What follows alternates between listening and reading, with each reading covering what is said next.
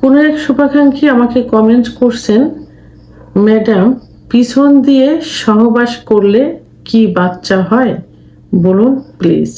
দেশের এবং প্রবাসের ভাই বোনদের প্রতি সালাম। আসসালামু আলাইকুম। আমি প্রভাষক ডাক্তার রিক্তা পারভিন, হোমিওপ্যাথি এবং আয়ুর্বেদিক চিকিৎসক, চেম্বার সেবা হোমিও কমপ্লেক্স অ্যান্ড সেবা ডিজিটাল ল্যাব, উপজেলা মডেল মসজিদের পূর্ব পাশে, শিমুলিয়া, মাগুরা। আজকে খুব গুরুত্বপূর্ণ একটা বিষয় নিয়ে আলোচনা করব। বিষয়টি কেউ খারাপভাবে নেবেন না, কারণ এটা মেডিকেল টার্ম অনুযায়ী প্রশ্নটা করা এবং অ্যান্সারটাও সেইভাবে দেওয়া। অনেকের ভুল ধারণা থাকে, সেই ভুল ধারণাটা শুধরানোর জন্য ভিডিওটি আজকে আমার অ্যান্সার করা।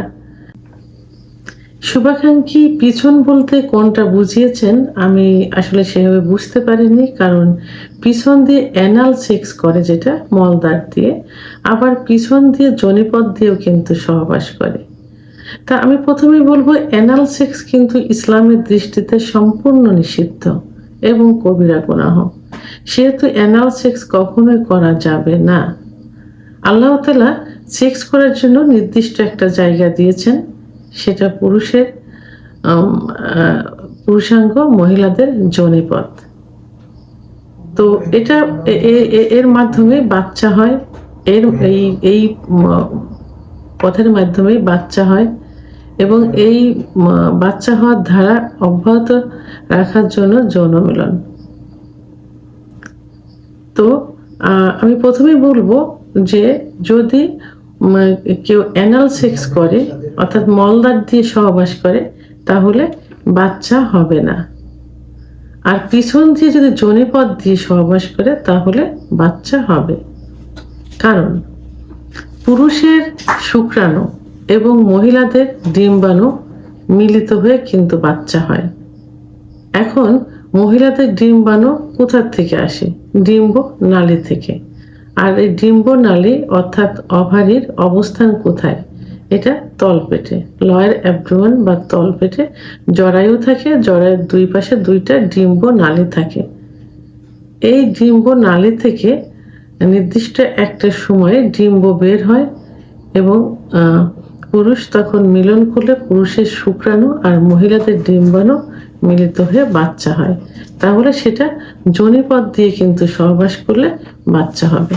সেটা পিছন দিয়ে করলে হবে, যে ওয়েতেই হোক, যোনিতে ডিম্বাণু শুক্রাণু মিলনের ফলে বাচ্চা হবে। কিন্তু রেকটাম দিয়ে অর্থাৎ মলদ্বার দিয়ে সহবাস করলে বাচ্চা হবে না, কারণ মলদ্বারে ওভারি নেই, জরায়ু নেই। ওখানে শুধু পেটের মলমূত্র, মল বাইরে বের হয়ে আসে। ওটা শুধু মল ত্যাগের একটা রাস্তা বা ওয়ে। তা সেহেতু এখানে সহবাস করলে বাচ্চা হবে না। কিন্তু আপনারা কখনো ভুলে কেউ কখনো মলদ্বার দিয়ে সহবাস করার চেষ্টা করবে না। এটা খুবই জঘন্য একটা বাজে একটা কাজ, কারণ একদম নোংরা একটা কাজ। তো এই পথ দিয়ে সহবাস করলে জেনে শুনে কোনো ভালো মেয়ে কোনো কিন্তু স্বামীর সঙ্গে স্পর্শে আসবে না, যারা এই মলদ্বার দিয়ে সহবাস করাকে মানে ঘৃণার চোখে দেখে। ভালো যে মহিলাগুলো, সাধারণত নোংরা প্রকৃতির কিছু মেয়ে আছে যারা এটা করে থাকে।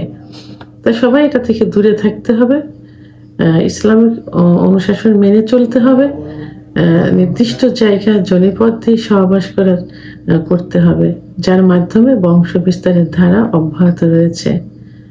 ভিডিওটি সম্পর্কে যদি কোনো মতামত থেকে থাকে অবশ্যই কমেন্টের মাধ্যমে জানাবেন। আর ভিডিওটি ভালো লাগলে লাইক, কমেন্ট, সাবস্ক্রাইব করে আমার সঙ্গে থাকুন। আল্লাহ হাফেজ।